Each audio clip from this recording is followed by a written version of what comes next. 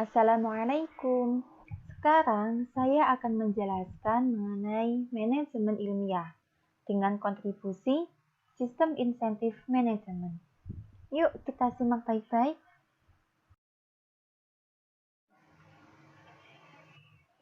Salah satu kontributor dari manajemen ilmiah adalah Henry Gad. Nah, Henry Gad ini memiliki kontribusi, di antaranya yaitu sistem insentif.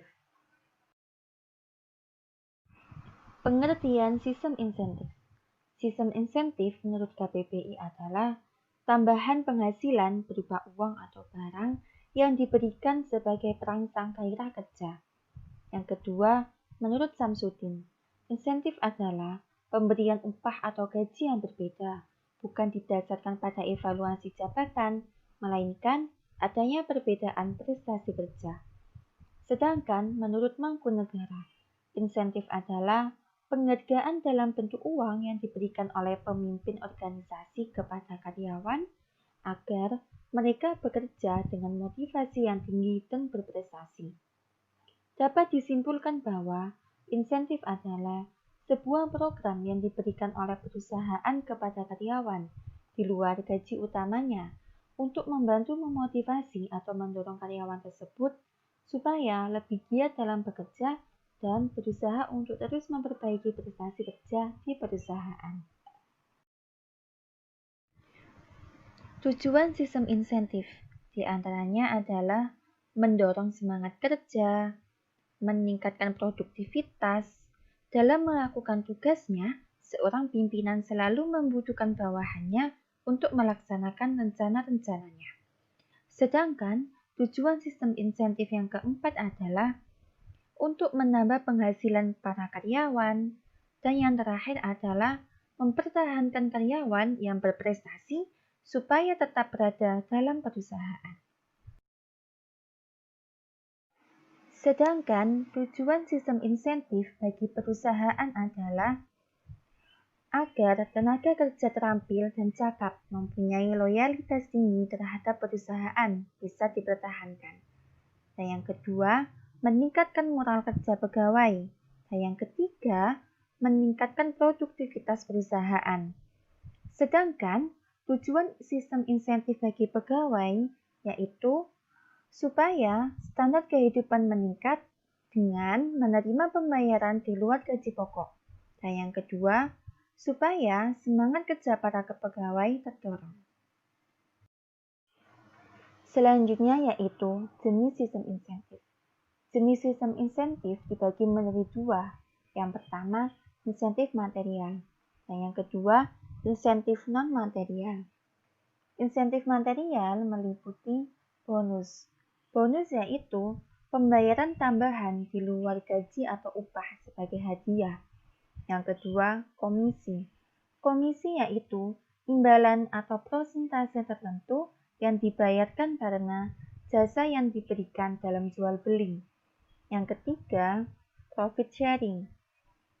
Profit sharing yaitu mencakup pembayaran berupa sebagian dari laba bersih yang disetorkan dalam sebuah dana, kemudian dimasukkan dalam daftar pendaftaran setiap peserta. Yang keempat, kompensasi yang ditangguhkan. Kompensasi yang ditangguhkan merupakan imbalan berupa uang atau bukan uang yang diberikan kepada karyawan, meliputi dana pensiun atau kontrak hari tua. Sedangkan insentif non-material meliputi pemberian tanda jasa, pemberian promosi, ucapan terima kasih, dan pemberian perlengkapan khusus pada ruang kerja.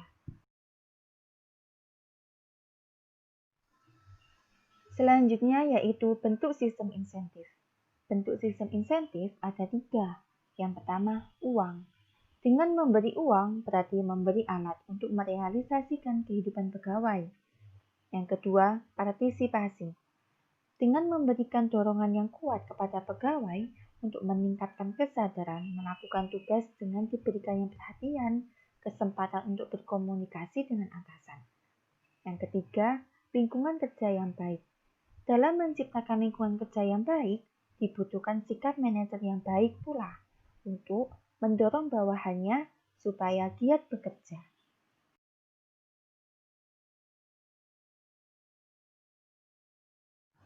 Selanjutnya yaitu indikator pemberian insentif. Indikator pemberian insentif terbagi menjadi 6. Yang pertama yaitu kinerja. Yang kedua, lama kerja. Lama kerja didasarkan pada lamanya pegawai dalam menyelesaikan pekerjaan. Dan yang ketiga, senioritas. Senioritas didasarkan pada masa kerja atau senioritas pegawai. Dan yang keempat, kebutuhan. Kebutuhan didasarkan pada tingkat urgensi kebutuhan hidup yang layak dari pegawai. Dan yang kelima, keadilan dan kelayakan. Sedangkan yang terakhir yaitu evaluasi jabatan. Program insentif dibagi menjadi 3. Yang pertama, sistem insentif individual. Yang kedua, sistem insentif kelompok. Dan yang ketiga, sistem insentif organisasi. Yang pertama yaitu sistem insentif individual. Sistem insentif individual meliputi upah per output. Upah per output didasarkan dari hasil pekerjaan yang telah dilakukan oleh pegawai dan dinyatakan dalam jumlah unit produksi. Yang kedua, bonus produksi. Bonus produksi diberikan kepada karyawan yang berhasil bekerja sedemikian rupa, sehingga produksi yang baku terlampaui. Melampaui tingkat produksi itu dapat dilakukan melalui salah satu dari 3 bentuk. Yang pertama, berdasarkan jumlah unit produksi yang dihasilkan. Yang kedua, terjadinya penghematan waktu. Dan yang ketiga, bonus yang diberikan berdasarkan perhitungan progresif. Selanjutnya yaitu komisi, yaitu bonus yang diterima karena telah melaksanakan pekerjaan dan sering ditetapkan oleh tenaga-tenaga penjualan. Dan yang terakhir, insentif eksekusi. Jenis insentif ini diberikan kepada pegawai yang berada di kedudukan lebih tinggi. Yang kedua yaitu sistem insentif kelompok. Dalam organisasi, prestasi kerja bukan karena keberhasilan individual, melainkan karena keberhasilan suatu kelompok kerja yang mampu bekerja sebagai suatu tim. Bentuk dari sistem insentif kelompok yang pertama yaitu rencana insentif produksi.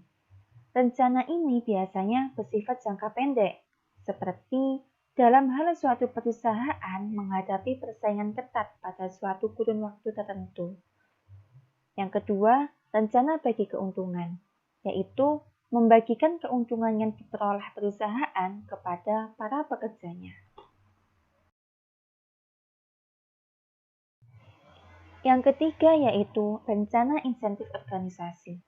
Bentuk dari rencana insentif organisasi adalah rencana pembagian laba dan rencana skanlon.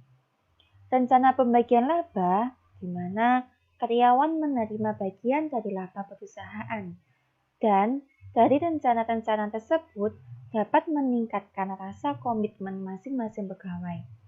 Yang kedua, rencana skanlon. Rencana ini dirancang untuk mendorong kerjasama, keterlibatan, dan berbagi tunjangan.